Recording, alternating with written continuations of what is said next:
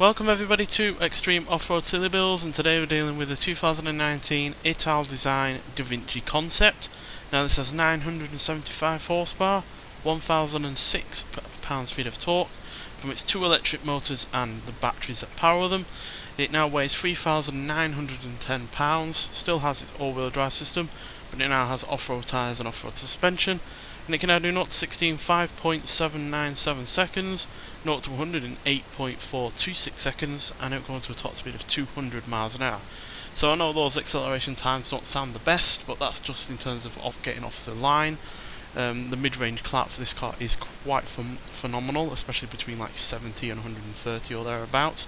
And yeah, electric vehicles have been pretty successful in the series. The Rimac Nevera is still in 3rd place, and the GMC Hummer EV pickup is in 11th. So yeah, if it can be around the same time as the GMC, I'll be impressed. But then that is an off-road vehicle and has way more off-road capability than this does, which, as you can see, is only 7.4, which is not all that much at all. But the launch, acceleration and the speed are decent, but then the handling on top of the off-road capability not being that great is a bit of a concern, but at least the brakes are decent. So yeah, this could go either way. It could be sedate and easy to drive but not particularly quick, but then it could also be the other complete opposite way. Cars can be of varying different kinds of characteristics on this game, mix of good and bad, or just good or just bad. So yeah, no idea with this car. One thing it does have on its side is the fact that it's got a couple of gears, so yeah, it's not just the one gear that is normal for a lot of EVs, so it can get on the power a little bit better in some circumstances. Or we can just smash into a rock, so I'm going to use one of our rewinds there to avoid that. Just about.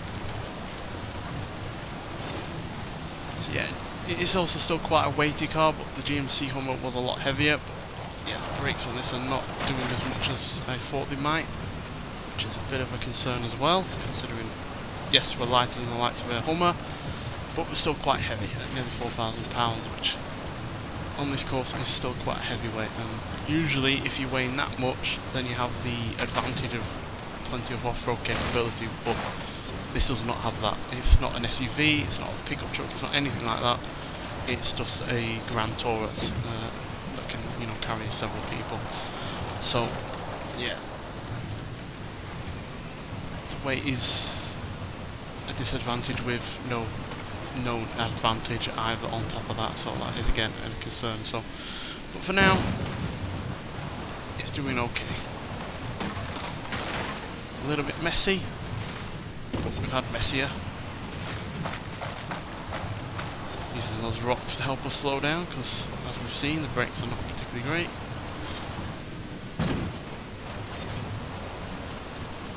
At least there's going to be no concerns about the volume of this car. That was a completely wrong angle for that there. We'll just have to slam on. I hope we can stop it in time. There we go. Right, we've only got one rewind now. Hopefully we do not need it.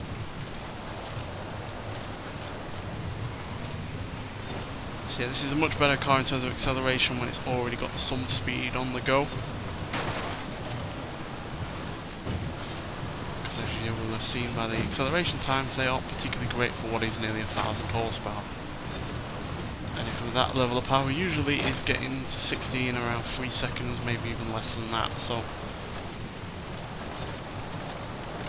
yeah, 6 seconds is quite slow, to be honest, for a car with this level of power and torque.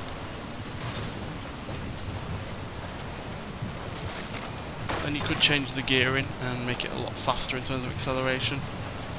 But with it being an electric car, that would also impact the top speed, and I at least wanted some of that on the go with this car. Now granted, it's unlikely to get to 200 miles an hour, but that bit of room to manoeuvre is always a benefit.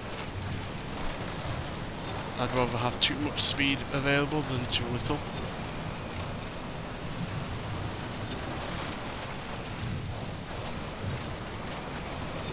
Not the most agile of things either.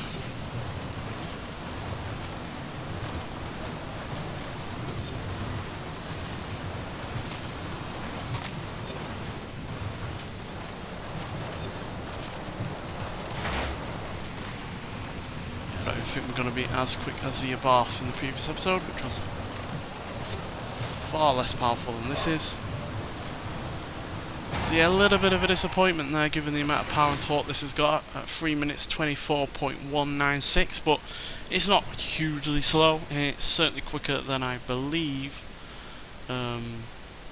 What other EVs have we had on this series?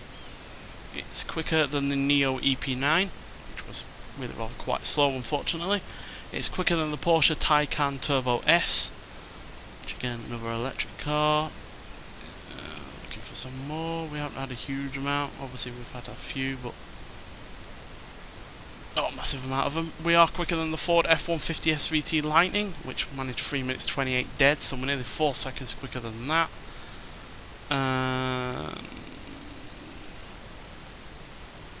Oh no, but that was the supercharged version. But we are quicker than the Ford F-150 Lightning Platinum, which is the electric car, by more than 3 seconds. So we're quicker than the electric version of that. I always get the two F-150 Lightnings mixed up, even though SVT should really give it away for me.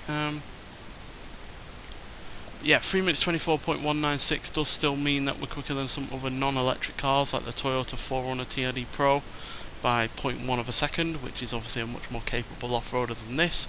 The Honda Ridgeline Baja Trophy Truck, the Hoonigan Volkswagen Baja Beetle Scumbug, and the GMC Jimmy were all quicker than those, but we're slightly slower than the likes of a DeLorean DMC-12, a Toyota Hilux AT38, and an Aston Martin DBX. So yeah, the electric cars that are faster than us have been the Rimac Navara, the Hummer EV, can you find them? The Ford Mustang Mach-E, the Cupra Urban Rebel Concept, the Cupra Tavascan Concept,